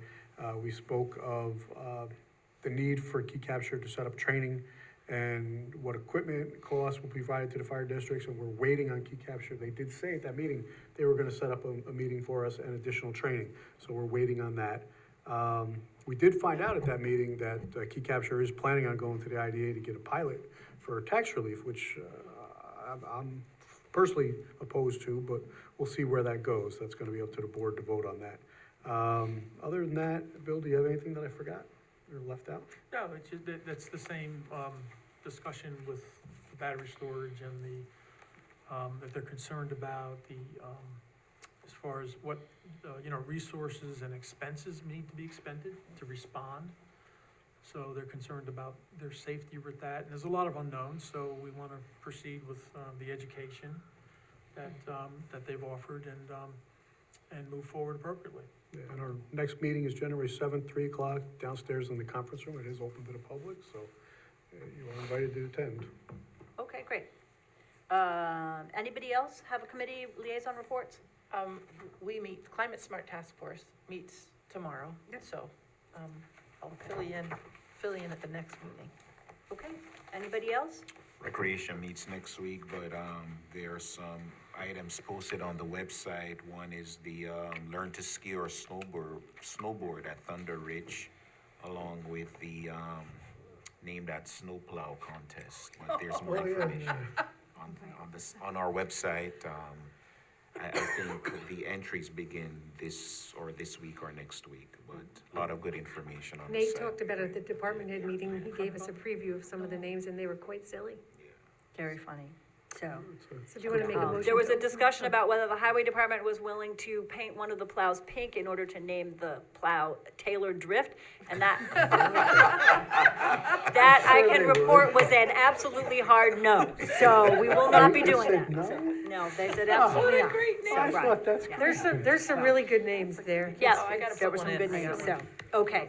I like that one. Oh, Right. Ann, Ann had her name. Oh, yes, Well, Ann. we have to make a motion to open to other. Well, I don't know if that's, Right, that's it. yeah, let me just say one thing, which is that, we did receive a letter from Ed Gable, who's been our town prosecutor this year, that he is stepping down. It's a one-year contract, so it's not really an official resignation from him, but just that he's not gonna be, he's not putting his name in for, consideration for next year. He has a number of other commitments, family commitments that are, that are issues. So I just wanted to thank him for his service this year as town prosecutor, and, that we will be needing, probably at our next meeting to appoint a replacement, because I heard from the court today that their first court in the new year is January the 7th and 8th, which is before our reorg meeting. So I think we probably need to move with dispatch and appoint a replacement at the next meeting. I'll probably be emailing town board members about that, and I'm gonna ask the personnel committee, Barb and Ann, to help me get organized with those people who have applied, okay? When did we get a personnel committee? Because it's not on the original sheet that we had. Well, at the beginning of the year, I had said I would do it on an ad hoc basis, and then mid-year, I did appoint the committee, because I felt like we needed some more regular, advice on things, so. And who's on the committee? Ann Shershin and Barb Blair, That's it? yep, and myself. So, more than that, and we're violating the open meetings law, right?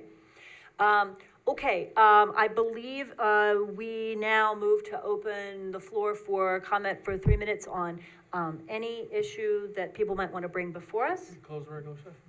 Well, Uh, don't you think Ann might have a? Oh, Ann might have Well, I was gonna something. go to her first. Well, right, we could go to Ann first. Second, anybody? Sony, second? Thank you. all right. Suspend regular session? I'm moving to suspend the regular session for 3 minutes for anyone who wants to speak, and let's begin with Ann Berger. Second.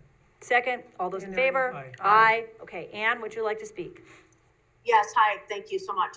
I just had an update on the CAC committee regarding the composting initiative. As residents might be aware, we started the sign up for the composting kits.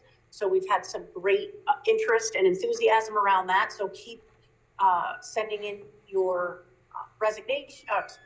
your registrations.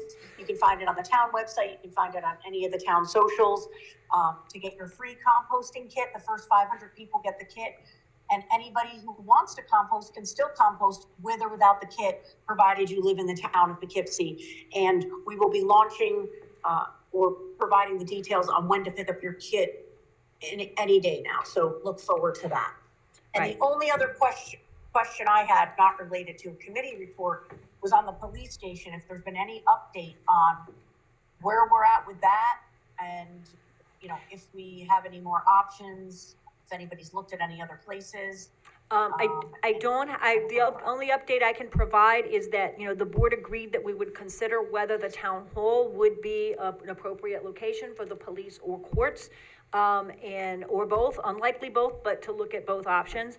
And we are now, we issued that RFP and are now, getting queries and, waiting for respondents to that. So that is in process. Right now to consider whether that's a possibility. That's not the only option, but it's the one where, we're exploring whether that's a possibility. Hope to have further updates, down the line. We are still in conversation about the other site that we discussed earlier in the year, so. And we still have the letter from the Fairview Fire Commissioners willing to partner with us on a joint grant to try to put a court police facility and a fire facility in the same location in Fairview, because they have additional land. So we haven't heard anything if we're looking to go that way with any grant possibilities, but it is still an option. Well, I invite anybody who thinks there's a sufficient piece of land there to, carry that forward and bring a proposal of what that would look like. We, looked at the property there, and it does not look really large enough, unless there's something changing in terms of the total amount of, square footage, of acreage, I guess I would say. But happy to consider that if anybody wants to carry that forward with So Fairview. I'm gonna go to owner. Yes, I don't know. Yes, hello? Hi, Hi. how are you? welcome. Hi, I'm sorry, my name's not on here. This is Larry Trappell. Oh, hi, Larry. Hi. And I don't know why my name's not up, but whatever. It's now been 3 months since we did the presentation on the deer killing at Vassar. And I've tried to contact other people. I've tried to contact people on the board. I haven't gotten any response. And I'm just wondering if I could get some sort of feeling from different board members about this. So I'm recused, Um, I'm recused from the issue as an Yes. employee of Vassar. I know you are. Yes, you told us that before, and thank you. And so I've tried to contact other members, and I just haven't really heard anything about it. And I would really like to get some response back. It's only a few weeks before they'll start baiting the deer again. And within a month, they will be killing them. And I would just like to hear some response to it at this point. So if there are board members who would like to respond, I think everybody has the email address to respond to Larry? Could we Okay, get a thanks very verbal much. address tonight? I've tried it by Well, email. All right, No. I don't want this to turn into another discussion, but if there are board members who want to give a brief response, that's great. Larry, if there was a way to stop it, I would certainly vote to stop it, but I don't think there is a way. Okay. Thanks very Anybody much. else? Has Okay, any thanks very attempt been made to contact them about it? I'm still within my 3 minutes. Has anybody made an attempt to contact Vassar, or has anybody talked to Vassar about it? I spoke to Vassar about it back at the beginning of the year to get some of the facts straight. I'm asking the other board members too, though. Anybody else? So no one else has directly talked to Vassar, is that correct? I have not, but I will call the president and speak to her about it, and I'll also call the Department of Environmental Conservation and see in the New Paltz office what they have to say about it, just for my own benefit. There's also a website, a set of web pages online, and I can make sure that board members have that information as well. Can you hear me, Rebecca? Yes? Sorry, it's Larry. This is Ann Berger via Zoom. Yes. I am sorry that I did see your email and I'm remiss in not replying, but I have all intentions of calling Vassar by the end of this week and voicing my disdain for it. So I will have an update for you by the end of the week. Larry, I didn't get an email from you. This is Mike Sifone. I did not get an email. You might want to resend it. If I could suggest If you- something there that maybe we should, in that sixth ward, maybe Ann could go through Ann, so Vassar doesn't get all the different calls, if she wants to be able to do that. Oh, I think different calls it's a good idea. Okay, Well, so probably, Larry, if you want to send a note, I will make sure to forward it to all the board members to make sure everyone has it. That would be the first step, so that make sure that all board members have the information you want, that you would like to share, okay? Okay, All right. thank you. Thank you. Mr. Crane, I believe, is next. Yes. Good evening. Sorry for my voice. I'm Bill Crane. I'm a retired college professor at the City College of New York, and I'm the co-owner of Safe Haven Farm Sanctuary in Poughkeepsie, where I live. We do a lot of service for the town of Poughkeepsie, namely our animals at the sanctuary are given a lifelong home. The animals who are rescued, these are farm animals rescued from slaughter or abandonment. A lot of Poughkeepsie residents turn to us. Typically, they go to Tractor Supply or online and purchase cute-looking ducklings and chicks, and they decide they don't want to take care of them anymore, and they call us, and we take all we can. We have over 170 animals now, and the roosters they come through, even though the people don't order, they order hens, but they get roosters, and the roosters are banned in a lot of cities, a lot of towns, including the town of Poughkeepsie. People can put up with, a few people complain and the town bans them. I think it reflects our alienation from nature. People put up with leaf blowers and lawnmower noises and all kinds of noises, but nature's trumpet, which Thoreau called expresses the effervescence of life. People don't want to put up with that because it might be early in the morning, but they can get used to it. And I think, in the meantime, roosters, we can't take any more roosters, and roosters are getting just sent back to the factories where they're killed, or they're abandoned, where they get eaten. It's a real crisis, which towns they reconsider that. I'll try to say more on that later. I want to second Larry's concern. I think you've been given a lot of information on the deer, and we would like to see the deer saved.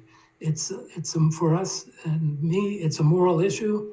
A lot of us think that we should go by the golden rule and treat others as we would want to be treated.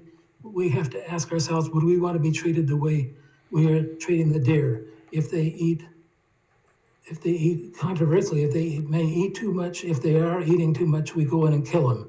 Would we, if they're hurting the environment? Humans may possibly be hurting the environment with all our industrialization, global warming, and so on. Would we want people to come in and kill us? We wouldn't. Why? Are they so inferior to us that we can just kill them without trying alternatives? Vassar should be ashamed, and it's time for you to take action.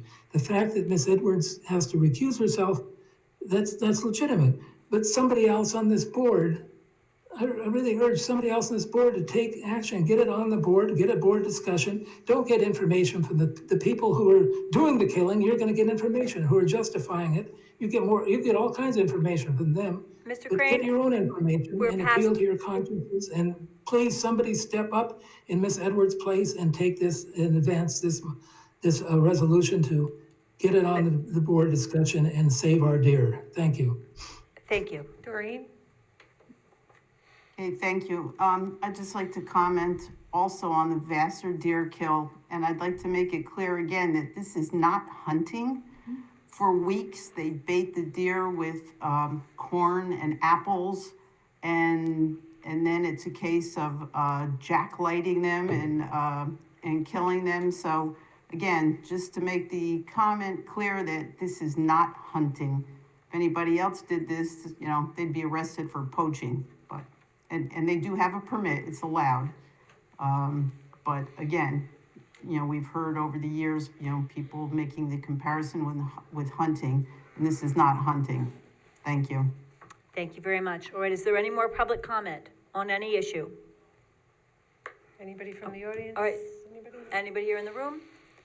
Then, seeing none, I would propose that we adjourn I move to adjourn at, I think it's 10 till 8:48. 8:48, thank you, at 8:48 PM. So moved. Second. All those in favor? Aye. Any opposed? All right, good night, everyone, and thanks, and sorry again for the cold. We'll have to get that part tomorrow and warm things up in here. Guys,